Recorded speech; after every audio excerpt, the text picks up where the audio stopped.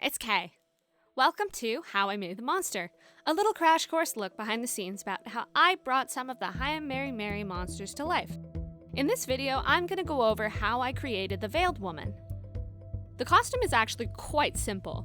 It had two parts, a black strapless dress and a plain black square of fabric I got at a fabric store. Though, fun fact, I hadn't realized when I got it, but one side of the fabric was actually kind of glittery.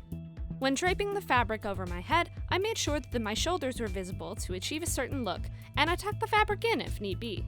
The veiled monster spent most of her time crouched. Her vision is inconsistent and unreliable, so she listens for Mary, moving her head quickly like a bird. When she walks in the early episodes, I tried to move as if she is always slightly off balance. Later in the episodes, she becomes stronger, and she towers over Mary, and her posture is stronger, more dominating, and animalistic. The veiled monster twitches often, and occasionally claws at her own eyes. I had a very specific process in order to make that bodily twitching effect more supernatural and unsettling. Let's use the clawing the eyes out gesture as an example. While shooting, I would begin by standing still or slightly swaying, then I'd do the gesture, quickly but not so much that it's sloppy, and I'd do it for quite a while. It looks and feels a bit ridiculous now, but the gesture is sped up, so I'd need to do it a lot for it to work. Now, let's move into After Effects. I'm going to retime the layer.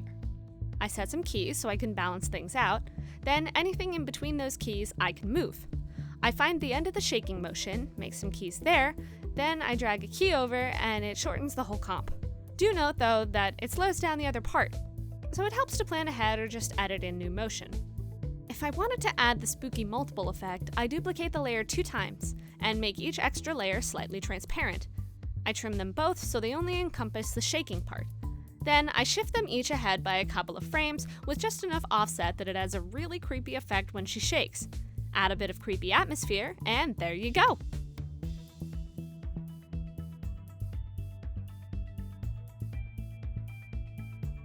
To make the veiled monster's voice, I spoke in a gravelly whisper with no vocal cord vibration.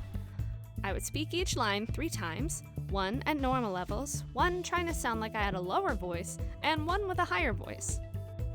For extra modulation, I would either pitch the final voice down a bit, or I'd simply slow a line down. And that's how it's all done. Thanks for joining me on a behind-the-scenes look. If you want to keep up with my stuff, subscribe to this channel and/or follow me on Twitter at _K_dot. See you guys later!